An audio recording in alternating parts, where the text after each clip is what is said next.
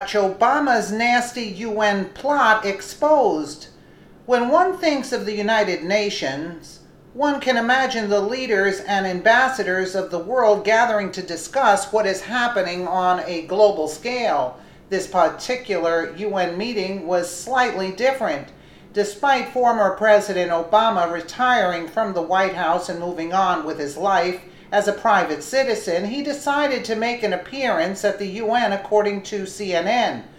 During his time there, he managed to completely undermine President Trump and speak at an event as if he still were in the Oval Office. All other presidents have stayed away and let the new representative of the country speak without detraction. After all, his 2 terms are up, right? So what makes Obama an exception? Liberal media outlet CNN even noted that Obama spoke in a speech and question and answer session that closely resembled the types of appearances he favored as president. The language suggests that he is, at least to some degree, thinks he's still president. The former president had a chance to speak at Bill and Melinda Gates Foundation's Goalkeepers event.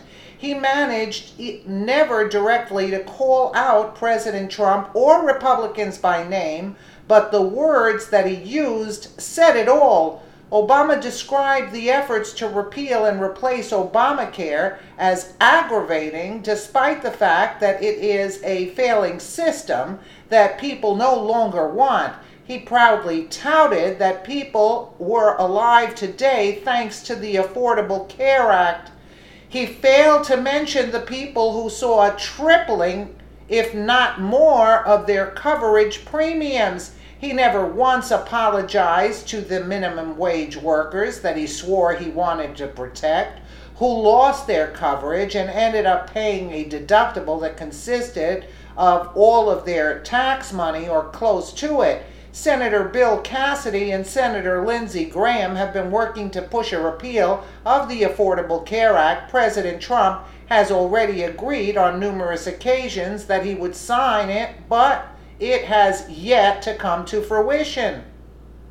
Now the legislation that we passed was full of things that still need to be fixed. It wasn't perfect, but it was better, said Obama.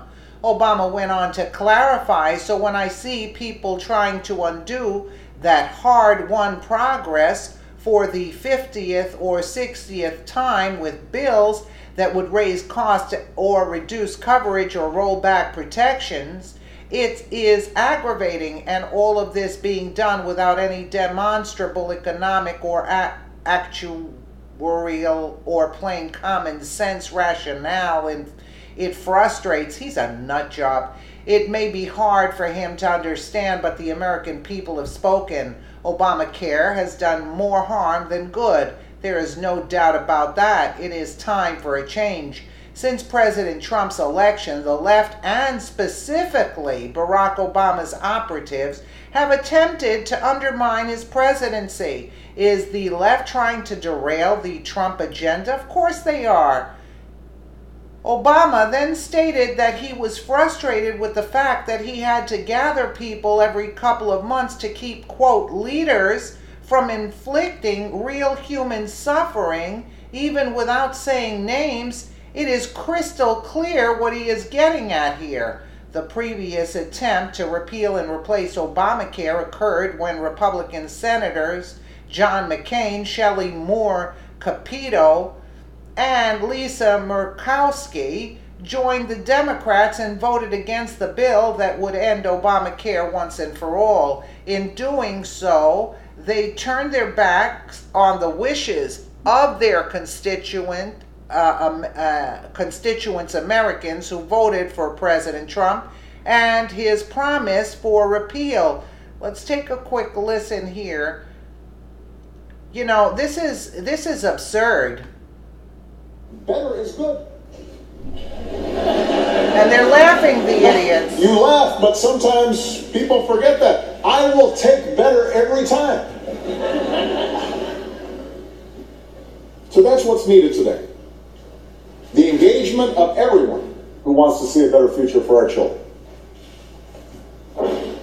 And it can be frustrating. I'll take an example here in the United States. Over the past 8 years, thousands upon thousands of Americans threw themselves into the collective effort of reforming our healthcare system. Those of you who live in countries that already have universal healthcare are trying to figure out what's the controversy here. I am too. These people...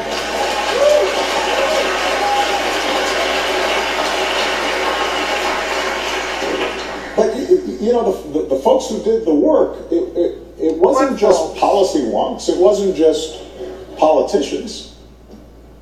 It was moms and dads, people who had the experience of a sick child or crushing medical bills that threatened to bankrupt them. Maybe a parent who was lost to cancer that had that person got a regular checkup might have been caught earlier. And those voices from every walk of life in every corner of the country, against all odds, made a difference. And for the first time, more than 90% of Americans know the security of health insurance. Paying more for insurance or being denied insurance because of a pre-existing condition or because you are a woman, that's not a thing anymore. We got rid of that. And people are alive today because of it, and that's progress. Now, the legislation that we passed was full of things that still need to be fixed. It wasn't perfect, but it was better. And so when I see people trying to undo that hard-won progress for the 50th or 60th time, with bills that would raise costs or reduce coverage, or roll back protections for older Americans or people with pre-existing conditions, the cancer survivor, the expecting mom, or the child with autism or asthma, for whom coverage once again would be almost unattainable, it is aggravating. And all of this being done without any demonstrable economic or actuarial or plain common sense rationale, it frustrates. And it's certainly frustrating to have to mobilize every couple of months to keep our leaders from inflicting real human suffering on our constituents. But, you know, typically that's how progress is won and how progress is maintained on every issue. We have to stand up for each other, recognize that progress is never inevitable, that it often can be it's in need of constant renewal, and our individual progress and our collective progress depends on our willingness to roll up our sleeves and work.